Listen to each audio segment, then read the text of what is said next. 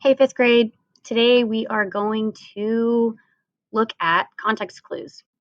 Context clues are clues that readers use to find out the meaning of unknown words within a passage, story, or text. So, whenever you're reading a text, the author isn't always going to come out and say, hey, this is what this word means. So, as readers, we have to really look for clues that the author is trying to give us. So here are the steps. 1, you'll read the sentence and underline the unknown word. 2, you'll think about what is happening in the sentence. 3, you'll find other words that may explain the meaning of the unknown word. So you'll look at the sentence before, you'll look at the sentence after, and then 4, you'll try different words in place of the unknown word to see if that makes sense. So I'm going to read an article from ReadWorks. It's called That Tickles. Have you ever tried tickling yourself?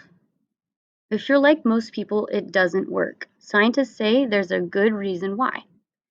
They recently conducted tickling experiments and discovered that it has to do with your brain. The cerebellum is an area of your brain that controls your body's balance and coordination. When you tickle yourself, the cerebellum tells other parts of your brain to ignore the feeling. Scientists now think that your brain is protecting your body by not responding to tickles you give yourself. A self-tickle is silly business. A tickle coming from somewhere else might be serious. It could be a spider crawling on your skin or another real danger. In cases like that, the cerebellum warns your body that it needs to pay attention. That's no laughing matter. So again, when we're looking for context clues, we're looking at sentences around that unknown word, or we're looking for clues about how we could figure out what that unknown word means. Question 1 says, what is the cerebellum? If at any time you're having trouble with these questions, you can always pause the video and rewind and go back to the passage.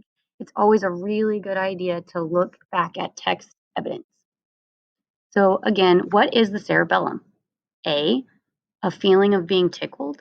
B, a science experiment. C, an area of the brain. Or D, a kind of instrument. And the next question says, read this sentence from the passage.